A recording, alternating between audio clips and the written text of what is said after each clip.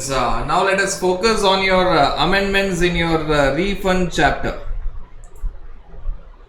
Now the first amendment that has come is in your basic provision of refund, which is section 54 and your rule 89. Small amendments have come. So when you talk about your first amendment that we are discussing, what is this amendment all about? Is if at all you have an amount in your electronic cash ledger, you can get the refund of that amount in electronic cash ledger by application of refund.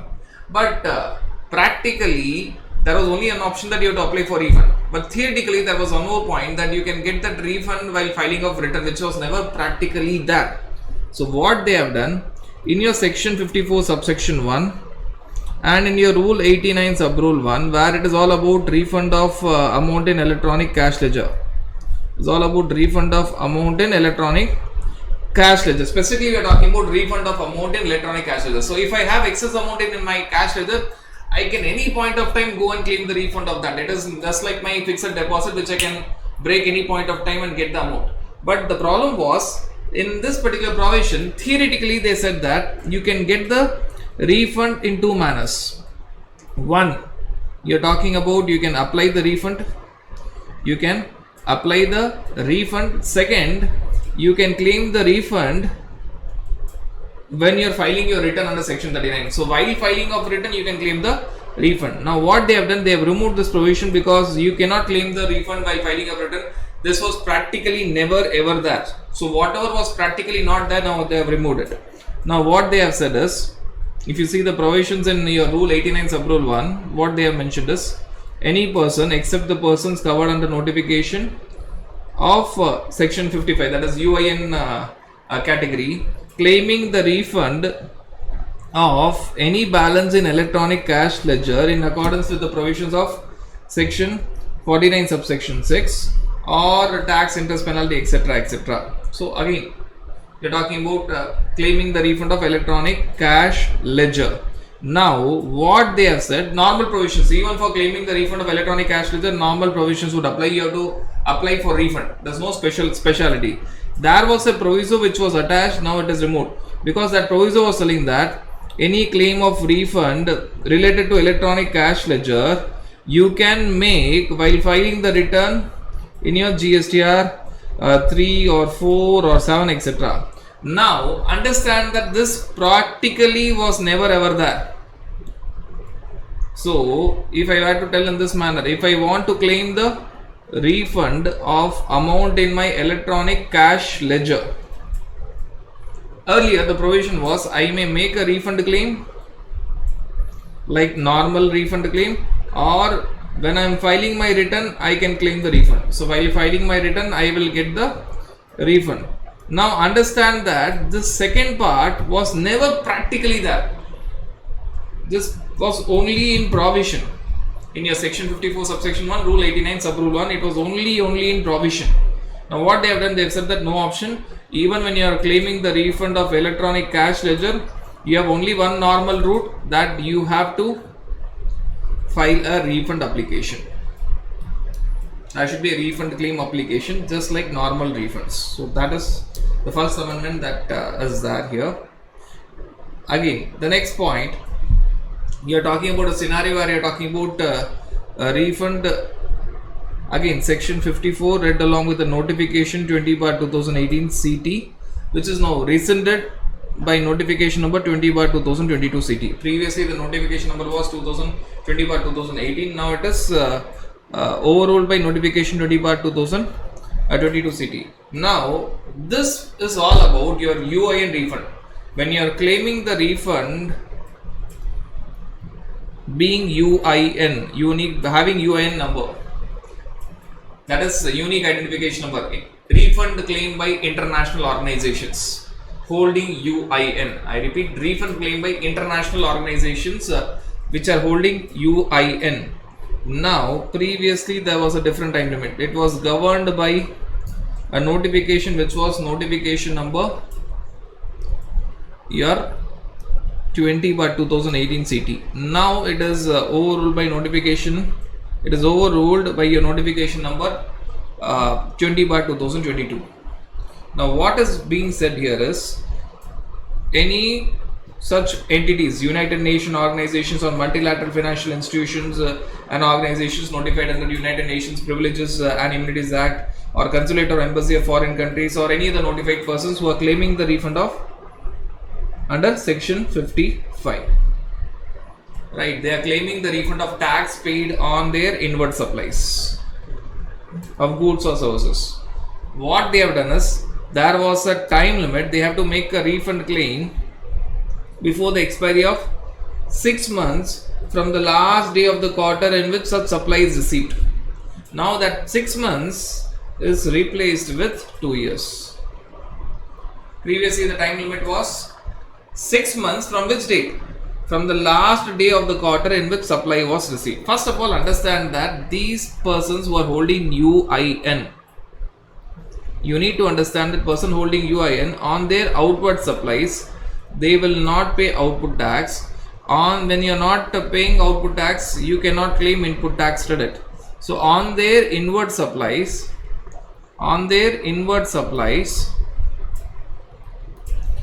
the opposite person would have paid output tax.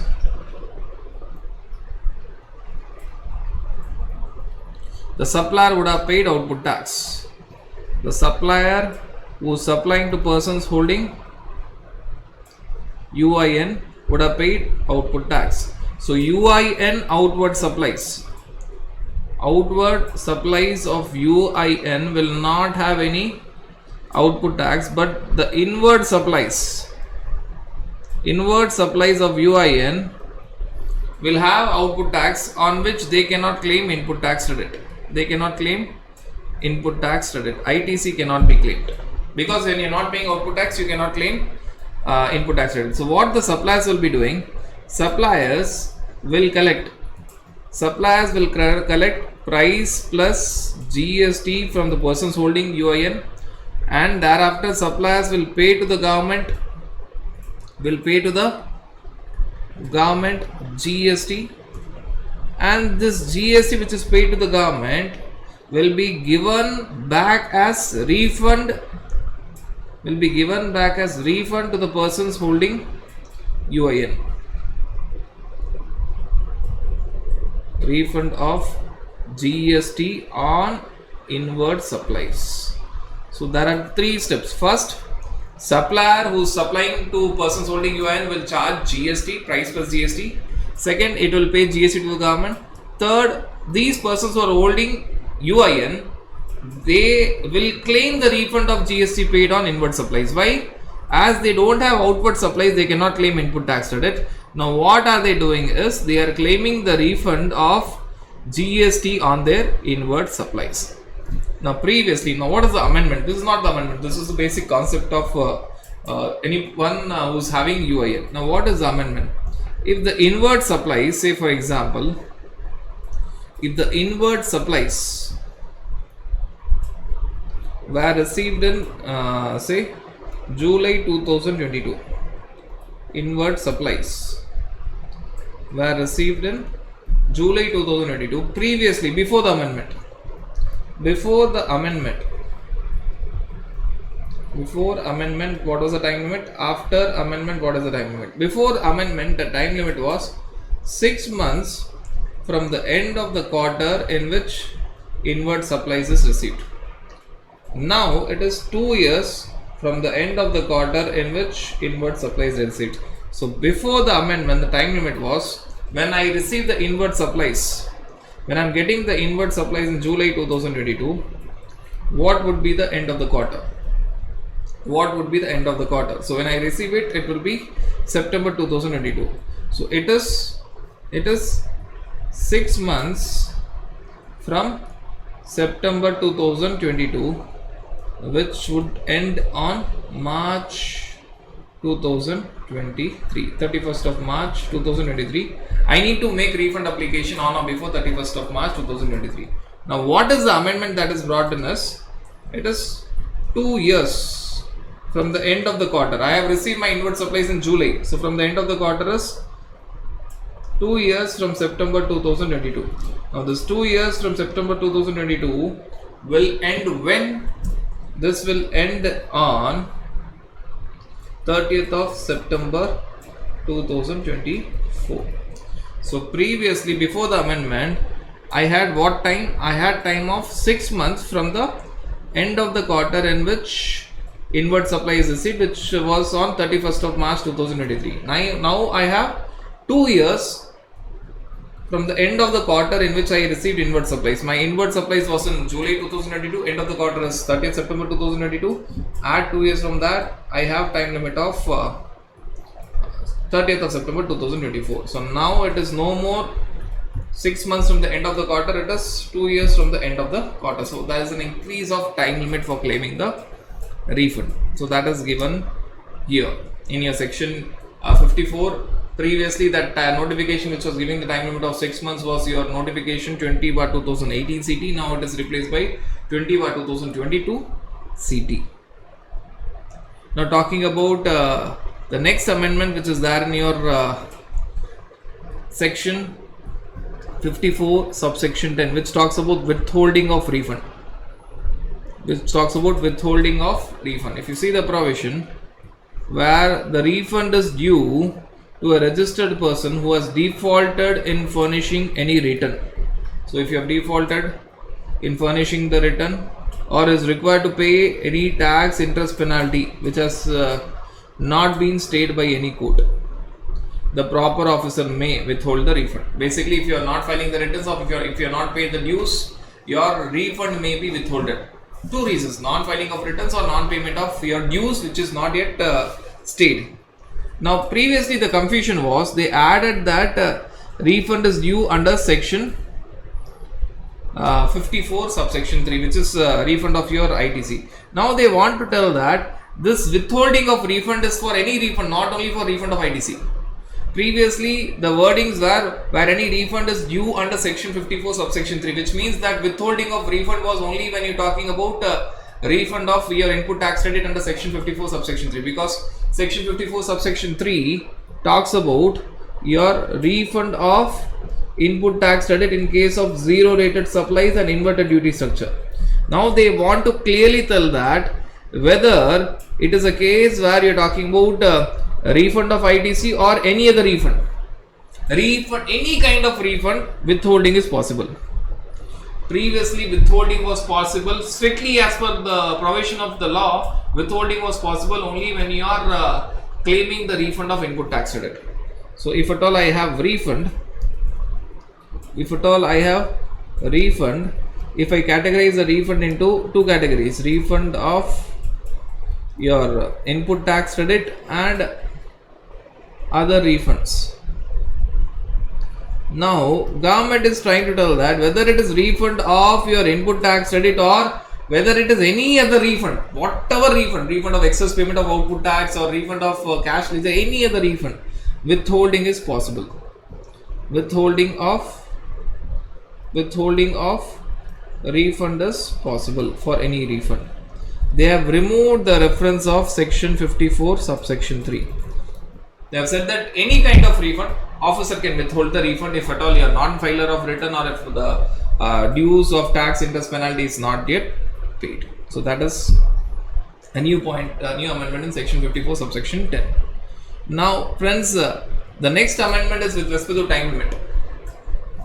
If you see explanation 2 to section 54, what they have done, this explanation talks about time limit for refund in different scenarios. Now things were not clear when you are talking about zero rated supplies of goods and services to special economic zone. If you are supplying to special economic zone, it is a zero rated supply. When you are supplying to special economic zone and you are claiming the refund, things were not clear from which date the time limit of 2 years will be calculated, because time limit for refund is 2 years from a relevant date. So when you are supplying to special economic zone, which is a zero rated supply, 2 years will start from where? 2 years will start from the due date of furnishing of return under section 39. 2 years. When you are supplying to special economic zone, the refund can be either refund of tax paid, which means you can go for payment option and take the refund, or whenever you talk about zero rated supply, there are two options: pay output IGST, claim the refund of that is first option, or don't pay output IGST, claim the refund of in input tax credit on input and input services. So whether you go with option 1 or option 2. Option 1, pay output IGST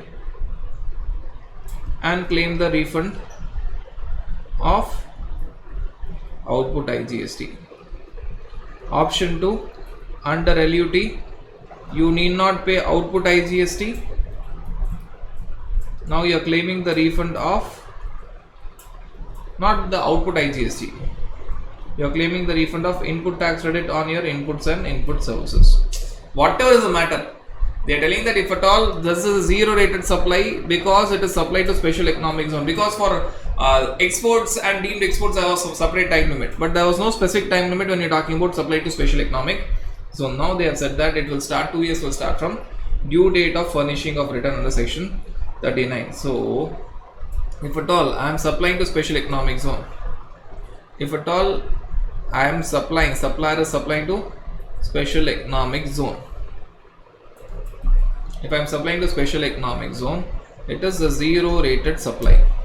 I may pay output IGST, then claim the refund of output IGST, or I may choose to go under LUT without paying output IGST and claim the refund of input tax credit on my inputs and input services. So I have two options. I have two options, option 1 and option 2. So when I am supplying, I have two options. Either pay output IGST by your credit ledger or cash ledger, whatever is there, and claim the refund of output IGST. Entire refund will come to your bank account. So when I am paying output IGST, I can use my credit ledger or cash ledger. Or option 2, under LUT or bond, I am not going to pay output IGST. I will claim the refund of input tax credit on input and input services. Time limit for claiming both these refunds, whether it is first kind of refund or second kind of refund, time limit is 2 years from due date of filing of return. So if this supply happens, if the zero rated supply happens in July 2022, so due date of 2 years from what? 2 years from July 2022. Returns due date normally is 20th of August 2022, which should be 20th of August 2024. So I have taken just an example to explain this. If at all the supply happens in July 2022, due date is normally for July it is 20th of August 2022 normally. So 2 years from there to end on 20th of August 2024. I need to apply for refund on or before 20th of August 2024. That is the amendment which has been brought out. Now you are talking about a very one of the most important amendment that is there in your refund chapter. Very important amendment. There is an amendment when you are talking about Rule 89 calculation. Rule 89. Now Rule 89.4 and Rule 89.5. There is an amendment in Rule 89.1 which is a very petty amendment, small amendment. They have just defined who's specified officer in special economic zone.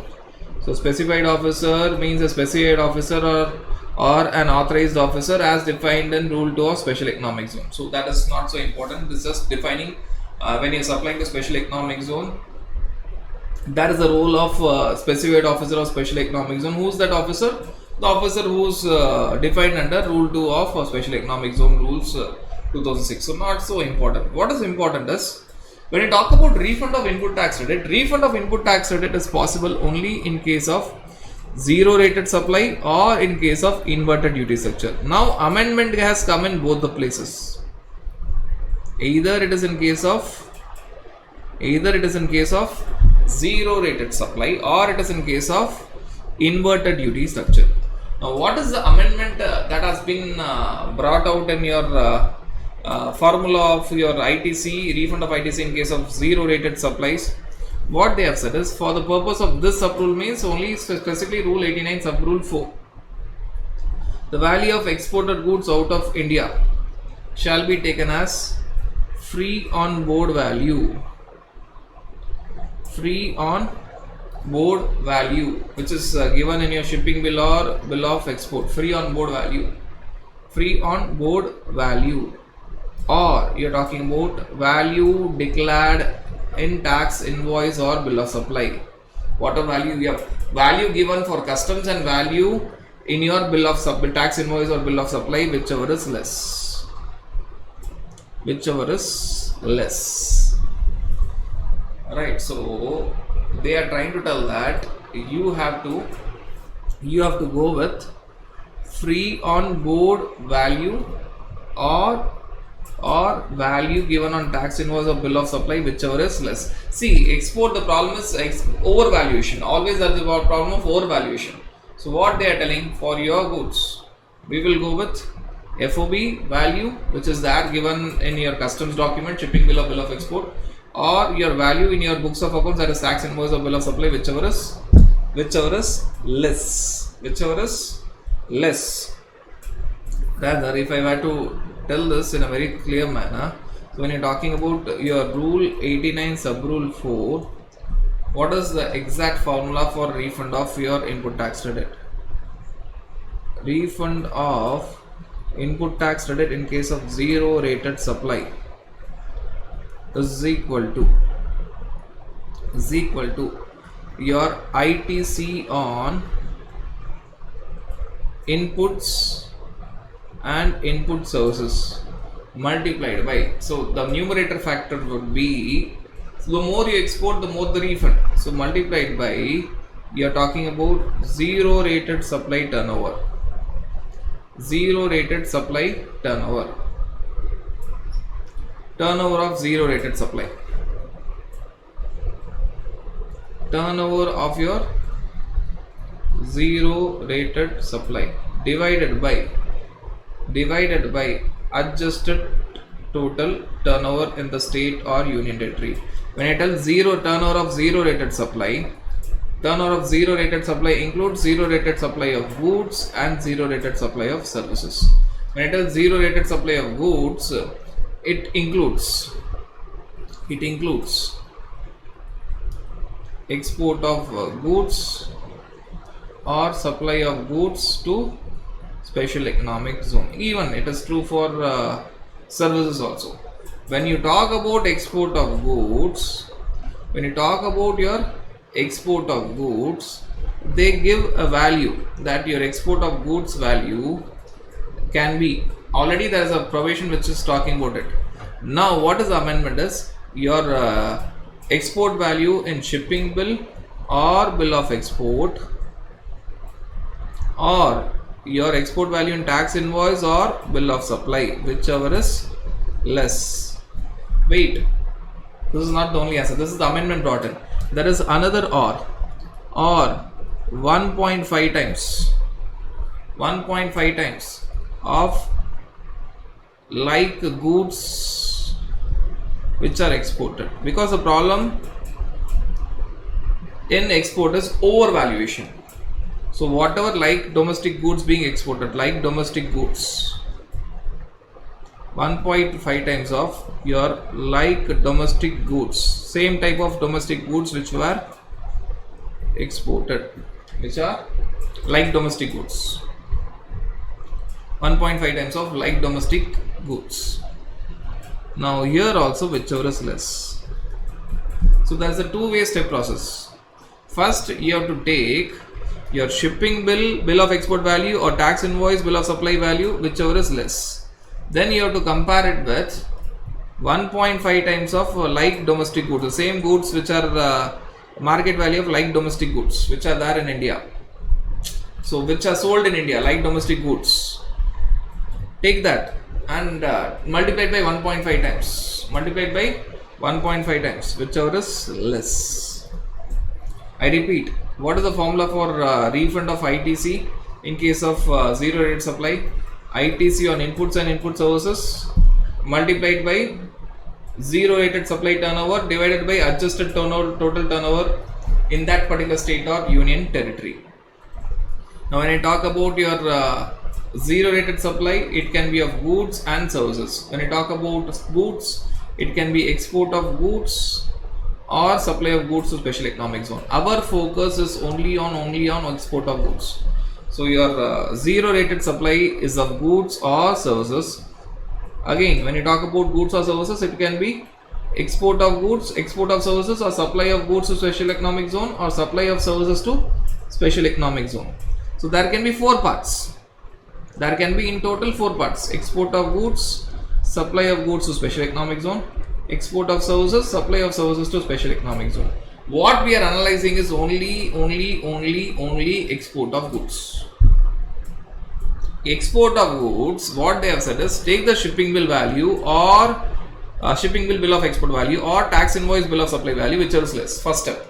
This is step number 1. This is the amendment that has been brought in. Step number 2. Compare it with 1.5 times of like domestic goods. Same type of goods which are sold within India. Take that, whichever is less. So if I were to give an example, export goods. Your export goods, whatever value, what value you have given in shipping bill is 1 crore. What value you have given in tax invoice or bill of supply is 80 lakhs. So what you are going to take? First you are going to take 80 lakhs. And like domestic goods, the same kind of domestic goods which are sold in India, the value is say 70 lakhs.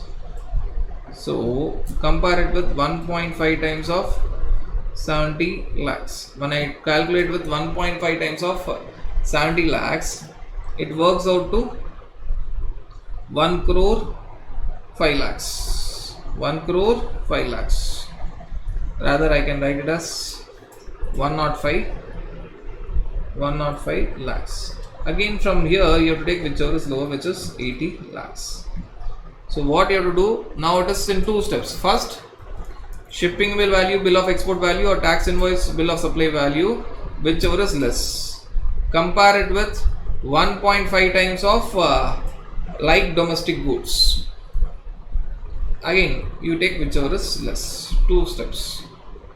So that is a change in formula. Obviously, your answer will change. That is the amendment that has been brought out in your Rule 89 Sub Rule 4. Now, what is the amendment that has been brought out in Rule 89 Sub Rule 5, which is also about refund of ITC, but now in case of inverted duty structure, where your rate of tax on output is lesser than the rate of tax on your inputs. So now, in that case, the formula itself has changed. The new formula, basically the last part has changed. Turnover of inverted rated supply of goods or services multiplied by net ITC divided by adjusted total turnover. This was the same earlier also. Basically, net ITC multiplied by turnover of inverted rated supply of goods or services divided by adjusted total turnover. Minus was only tax payable on such inverted rated supply. Subtraction was only the tax payable on that inverted rated supply. What was extra is in that minus, now again they multiplied by net ITC that you have divided by ITC availed on inputs and input services. So because when you are paying this inverted duty structure tax, you may not be paying only by way of cash ledger. You would have paid partly by cash ledger, partly by credit ledger, or you may not be paying entirely only by credit ledger. So that is also a possibility. So if I want to tell the amendment here, basically when you are talking about refund of ITC in case of inverted duty structure, it is ITC on inputs. Net ITC is ITC only on inputs. Input tax credit is only on inputs, multiplied by inverted duty structure turnover divided by adjusted total turnover of state or union territory. This was actually the same. Minus subtraction. Minus. Previously, subtraction was only tax which is payable on that inverted duty structure. Whatever tax is already paid on that inverted duty structure. Now what they have done is, when you are paying the tax by way of inverted duty structure, it is highly possible that you would have paid that tax by way of cash ledger also. You would have paid the tax by way of cash ledger also. So what they do, this is the amendment portion that they have brought in. They are telling that even in that scenario, we'll take what is the net ITC that is there divided by ITC availed on inputs and input services. See, when I am paying my tax on inverted duty structure, it is not necessary that I will be paying that tax only by the ITC of inputs. Basically, understand the difference here. When I am claiming the refund, I am claiming the refund of ITC only on inputs. But when I am paying my tax on inverted duty structure, I will be using input tax credit. That input tax credit can be of inputs, input services, capital goods. So what are they trying to tell? They are telling that okay, we understand that we will take the input tax credit of inputs in the numerator divided by input tax credit of inputs and input services. Now what is new here is, they tell that when you are paying that inverted duty structure tax, you might have used input tax credit not only of inputs but also of input services and capital goods. What is illogical here, or what is not perfectly logical here, is they should have even given capital goods here, because I would have even used input tax credit of capital goods. When I use input tax credit, it might be of inputs or input services or capital goods. So that way they are reducing the subtraction portion. So this subtraction portion is reduced. When I tell subtraction portion is reduced, my refund is increased. Now let us assume that my input tax credit on inputs, let us assume that it is 2 crores.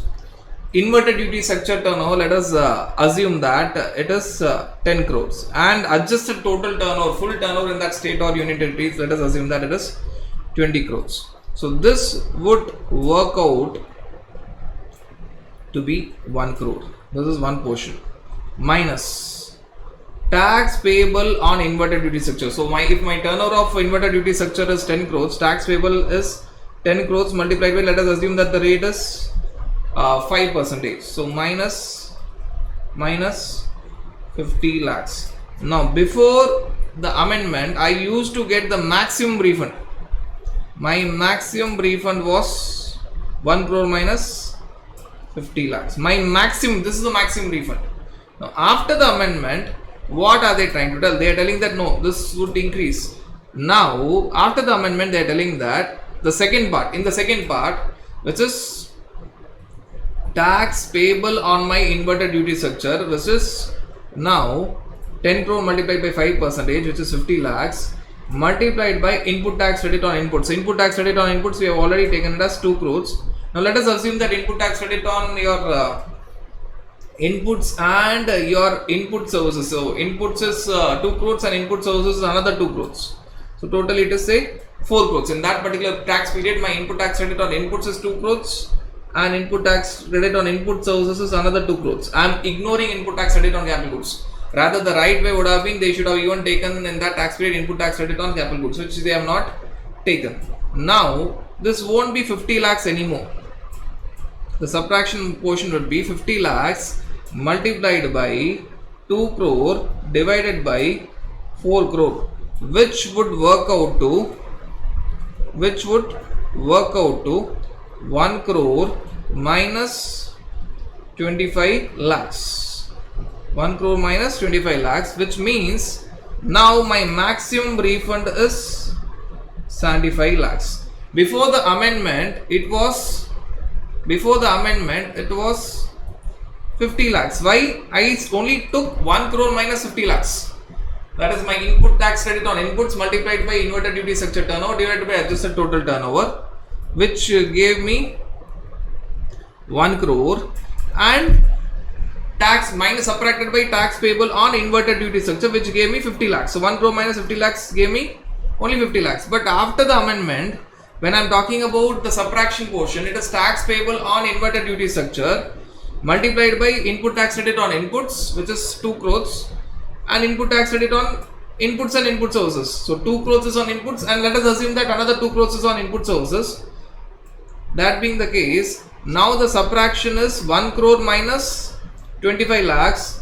Now my refund, which was earlier restricted to maximum refund was 50 lakhs. Now my maximum refund can be 75 lakhs. As I clearly said, my subtraction portion is decreased. Why? Now I am not only subtracting tax payable on inverted duty structure, because when I am paying the tax on inverted duty structure, I am using the input tax credit not only of inputs but also of input services and capital goods. But what they have done, they have considered the tax payable on inverted duty structure multiplied by input tax credit on inputs divided by input tax credit on inputs and input services. They have not considered capital goods. So that is one area that you need to highlight. So I have shown the impact. Before the amendment, my refund was only this portion, 50 lakhs. Now after the amendment, I need to work out the entire stuff. So my refund, the maximum refund has increased. Maximum refund has increased. So that is all about your amendment in Rule 89 Sub Rule 5. So mark this as extremely important, because when you talk about refund of input tax credit, there are only two cases. One is in case of zero rated supply, that's a small change in formula. Another is refund of ITC in case of inverted duty structure. Again, the entire formula has changed. So both workings or answers would change. Now talking about the next provision, which is your Rule 95A. So when you talk about your Rule 95A, which spoke about refund in case of retail outlets which are there at departure area of international airport beyond immigration counters. So when you're talking about that particular refund, so when you're talking about the retail outlets which are there in the departure area of international airports, beyond the immigration counter, previously for them there was a special refund available under 95 capital A. Now there is no such refund. So 95A, which spoke about refund of taxes, if at all you are having a retail outlet where beyond in the departure area of immigration of international airport, in the departure area, which means generally foreigners will go, in the departure area of international airport beyond immigration counter, there was a special provision for refund of taxes under Rule 95A. Now that is no more there. So there is no such refund in case of retail outlets which are there in the departure area of international airports beyond immigration counter. No such special refund is available. Now when you talk about your provision Rule 96, now the entire focus or discussion will be only about your Rule 96. Now what is Rule 96 talking about? Rule 96 talks about refund of IGST in what case? In case of export of goods or services. Rule 96 talks only about one case. You are exporting your goods or you are exporting your services, refund of IGST in those cases. Export of goods, it's not zero rated. It's only export of goods or export of services outside India, you will get the refund under Rule 96. Now what are the amendments that are brought in? First, an unwanted provision is removed. The reference to Rule GSTR 3 is removed because GSTR 3 is no more there. Now when you talk about refund of IGST in case of export of goods or export of services, in case of export of goods, there is an automatic refund if you go for payment option.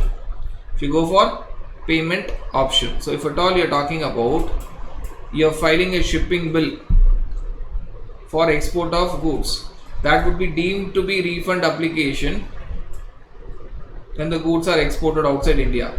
So it is deemed application, and that deemed application shall have been filed when it is deemed to be filed.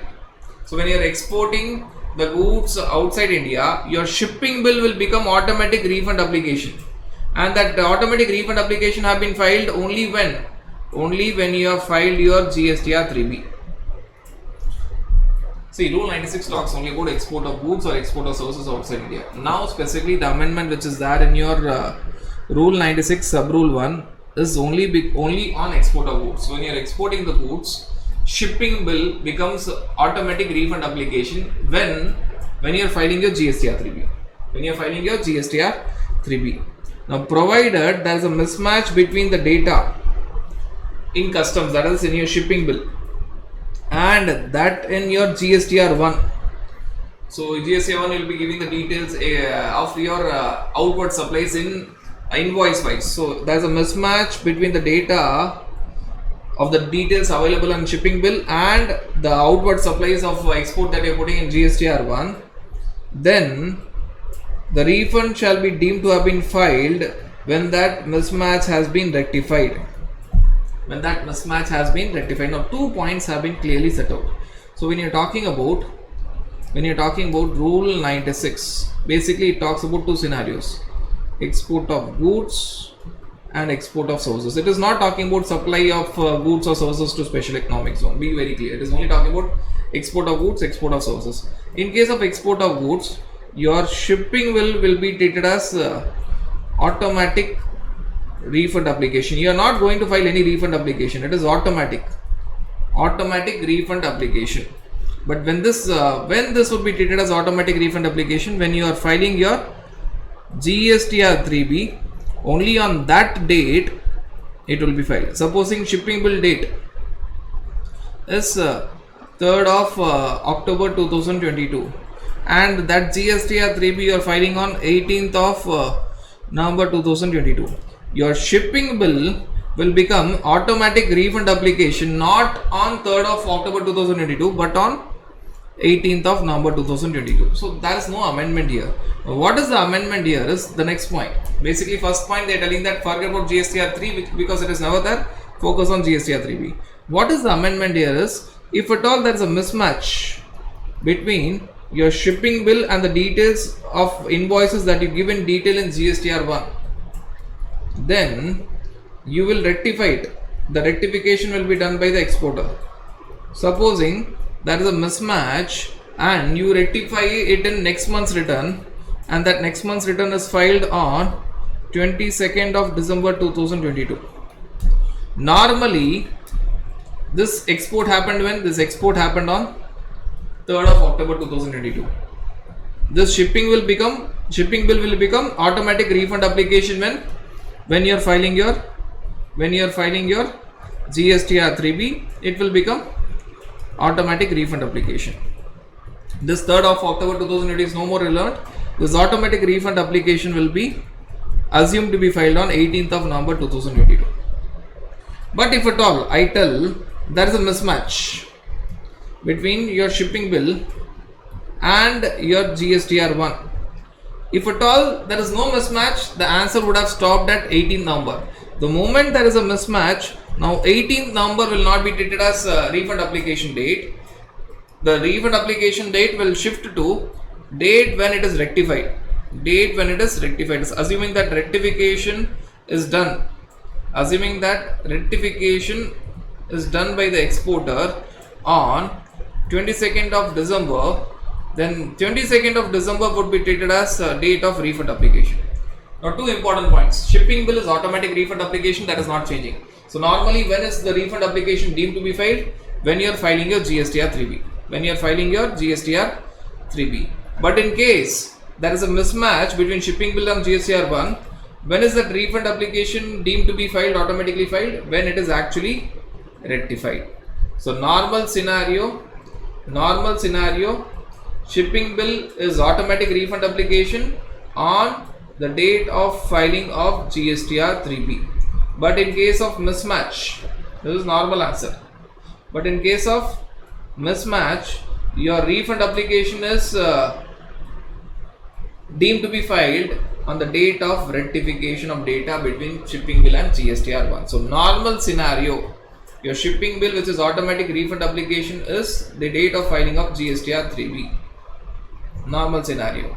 Exceptional scenario, when there is a mismatch between shipping bill and GSTR 1, your shipping bill, which is automatic refund application, is deemed to be filed on the date of rectification. Date of your rectification. You're talking about date of your rectification. So that is the analysis given here. So that second part is the amendment. Now next amendment is of no use. Again, reference to GSTR 3, which is practically never there, is removed. So there's absolutely no need of seeing that particular provision. It's only a correction provision. Forget about this next amendment which is there in 96 sub rule 3. Now let us understand your rule 96 sub rule 4 read along with order number 1/2022, which basically talks about withholding of refund of IGST when the goods or services are exported outside India. Now withholding of refund is possible in 3 cases. Officer can withhold your refund of IGST on export of goods and services in 3 cases. Earlier there were only 2 cases where the request is made by jurisdictional officer, where customs officer is telling that the goods are not properly exported, and now they have added the third scenario. What is the third situation that they have added? Where commissioner in the board or officer authorized by board, either commissioner in the board or officer who is authorized by board, on the basis of data analysis and risk parameters, on the basis of certain data which comes automatically, data analysis and risk parameters, is of the opinion that verification of credentials of exporter, they want to verify whether the exporter is a genuine exporter. Verification of credentials of exporter including the ITC which is availed by him is very much essential before grant of refund. They can withhold the refund. So who is doing that withholding now? Either the commissioner in the board or authorized officer by the board. Right? What are they doing? On the basis of data analysis and risk parameters. So they are having some data which they are analyzing and risk parameters. They are of the opinion that the exporter's credentials are to be verified, including whatever ITC is taken by the exporter, before the refund is given to them, because they have doubts in that particular exporter. Now, who is that officer who is notified by the board? It is Principal Director General or Director General of Directorate General Analytics Risk Management, that is we call it as DGARM, Directorate General of Analytics and Risk Management. So basically the notified officers are Principal DG or DG, Principal DG or DG, belonging to which wing? Directorate General of Analytics and Risk Management, which is there in your New Delhi, CPAC New Delhi. They are the notified officers, right? So based on certain details, they think that okay, this exporter, they are taking huge credit, we have doubts, let us stop giving refund to them. Let us check them, then later on give the refund. Withholding means now, as of now, we are not giving the refund. After we check something, we will release the refund. So that is the new part. As I said, basically there are 3 parts where the refund are withheld. The first part is the jurisdictional commissioner is asking to withhold the refund because of non-filing of returns or non-payment of taxes, or the customs proper officer determines that the goods are not properly exported, or now the third case, which is an amendment, commissioner in the board or authorized officer in the board. Who's authorized officer? It is Principal DG or DG under DGARM, which is Directorate General of Analytics and Risk Management, CPAC New Delhi. Right? They are of the opinion that exporter's credentials needs to be verified, including its ITC availment, before sanctioning the refund. Previously, there were 2 cases where your refund of IGST in case of export of goods and services are withheld, A and B. Now there are 3 cases. Now, in these 3 cases, what they have done is, even the procedural part they have changed. So they have removed something called as Rule 96 Sub Rule 5. They have also removed Rule 96 Sub Rule 6 and Sub Rule 7. So Rule 96 Sub Rule 5, 6 and 7 is removed, and what is being added is your 5A and 5B and 5C. Rule 96 Sub Rule 5, Sub Rule 6, Sub Rule 7 are removed. 5A, 5B, Rule 96 5A, Rule 96 5B and Rule 96 5C are added. What is the summary of that? So when you're talking about refund of IGST in case of export of goods or export of services. Basically you're talking only about refund of IGST when the goods or services are exported. It can be withheld. This refund can be withhold. When this refund can be basically withheld, withholding of refund, your withholding of refund of above is possible in 3 scenarios. 1, your jurisdictional commissioner is requesting to withhold the refund because of non-filing or non-payment of dues, or second, your customs officer is telling that export of goods is not proper, is improper. Export of goods is improper. Or three, your commissioner in board or notified officer by board on the basis of data analysis and risk management feels that credentials of exporters needs to be verified. So basically there are three cases: jurisdictional commissioner. So who's the officer? Jurisdictional commissioner. Why he is doing? Non-filing of returns or non-payment of dues. In the second case, it is customs officer because the export of goods is not properly, it is in violation. Third, it is commissioner in board or notified officers by board because of data analysis and risk management. It is important to verify the credentials of exporter, including ITC availment. So we have discussed about the officer: jurisdictional commissioner, customs officer, commissioner in board, and notifies officer by board. Reason: jurisdictional commissioner because of non-filing of returns or non-payment of dues, customs officer because export of goods is improper, commissioner in board or notified officer by board because of data analysis and risk management shows that credentials of exporters needs to be verified, including his ITC availment, before sanctioning the refund. So basically there are three cases. A, B and C. Now out of these three cases you will find one thing very special. In the second case it is only about export of goods. In the first and third case it can be anything: export of goods or export of sources. So now in the first and second case, when the refund is withheld, what would happen in the first and the third case? You are this automatic intimation will go to the applicant as well, and automatically you have to follow the normal refund process, RFD 01, which will be filed automatically on that date. So that is automatic intimation to the applicant, and automatically normal process of refund, which is RFD 01, will be automatically filed. You are not doing anything. On the date of withholding, when the refund is withheld, two things will happen automatically.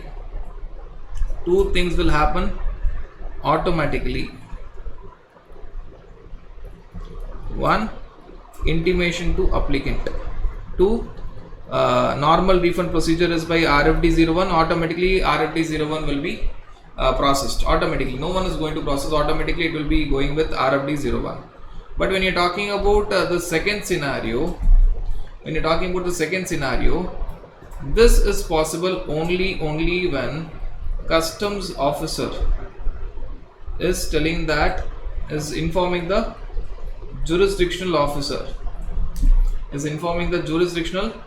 officer that export of goods is in violation, or that is, it is improper. So there is no automatic. It is only when customs officer is informing the jurisdictional officer that export of goods is improper, only then the assessee will be filing manual RFD 01. See, one thing is common. This refund will be now processed like normal refund. Normal refund application needs to be filed. One thing is common. What is the difference here is, in first and the last case, there is an automatic intimation which goes to the applicant, and automatically on that date RFD 01 is deemed to be filed automatically.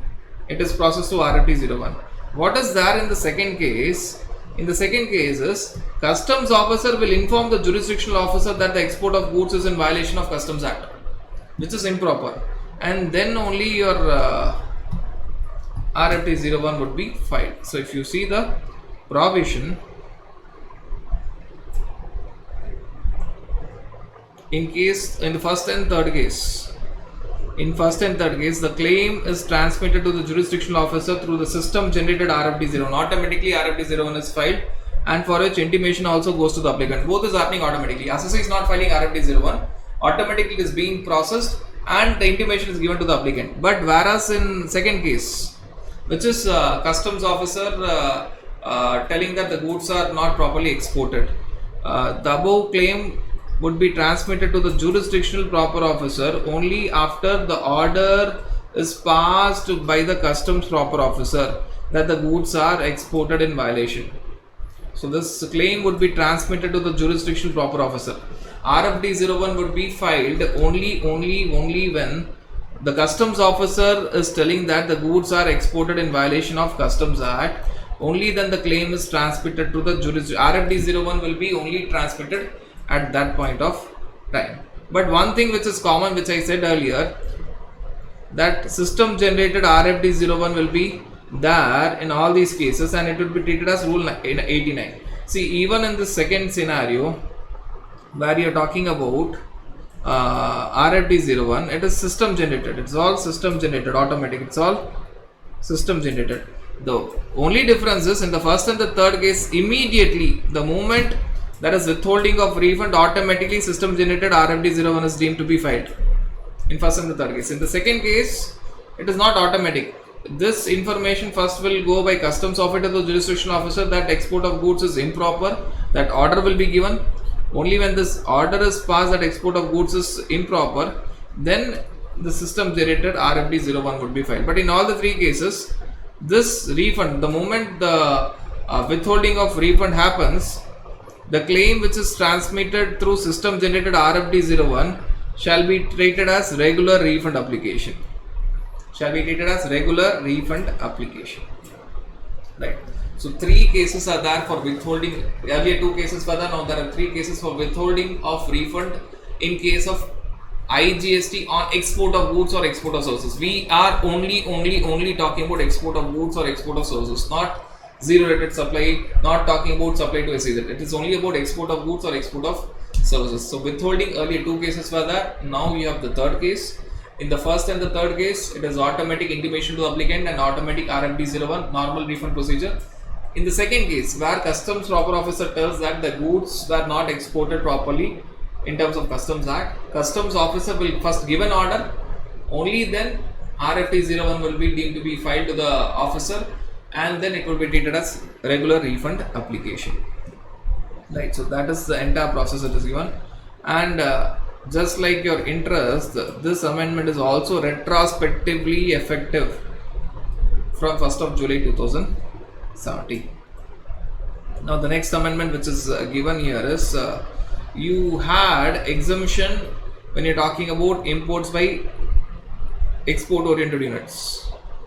So when import is done by export oriented units, you had exemption from IGST and compensation cess when the goods are imported by EOU. That was only till 30th September 2022. Now they are telling that it is forever. Unless otherwise it is removed, it is now forever. There is no deadline anymore.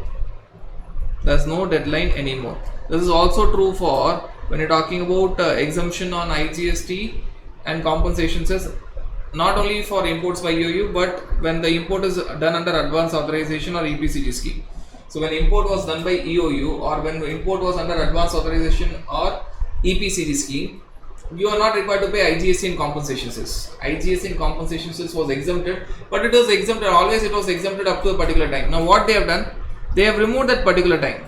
It kept on extending. Now they tell that okay, we'll make it a kind of permanent. Till it is removed, we'll make it a kind of permanent. So there is no such deadline. Now it is there without any date limit.